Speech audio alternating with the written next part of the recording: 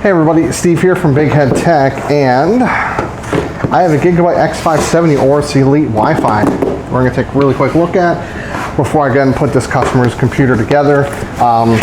He went with the Wi-Fi version because his current computer is Wi-Fi, so it's a nice fallback. It's only $10 difference, but it seems to be that the Wi-Fi one just has a smaller RMA rate than the regular.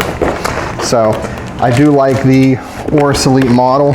As you know, I do have the B550 version, and so far it's so good. Although I'd be lying to you if I told you I've turned that computer on since I built it. Just haven't had time. Oh wait, we'll keep this on here. Let's go ahead and, maybe I'll show you what's inside of here. That might be somewhat useful. After I just struggled to get in.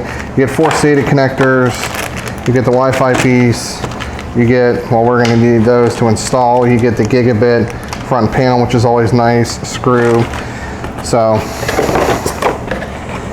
what you would expect with this motherboard is exactly what you get. So starting out, this is the 6+2. I did check, it did have doublers. I'll put the Vrm configuration up here, but it should be the same as the B550 variant. We have 2 addressable RGBs on each corner, 2 regular RGBs, which is fantastic, 2 USB 3 headers. We have a USB on board right there, 6 SATA 3. That's pretty much all that's important there. Then you have your M.2, so you have your shielded and your unshielded. It does take a standard 8-pin, not a 8+8 or 8+4. That can be seen up here. Then we have 1 fan connector, 2, 3, 4. There has to be more than that. I mean, that's all we really need, but I really would have expected some at the bottom here. I guess with 2 USB 3 ports, there's only going to be a total of 4. So we have the 1, 2, 3, 4, none along here. So that's fine. I don't really have too big of an issue with that. With fan controllers and displayers, we should be perfectly good. I/O. Missing USB Type-C, unfortunately. You have your Wi-Fi AC. We have 1, 2, 3, 4 USB type. These are probably Gen 2. Then we have 1, 2. So we have 6 more that are Gen 3, either 3.1 or 3.2. HDMI out, 7.1 surround. I'll put whatever audio solution officially is supported there.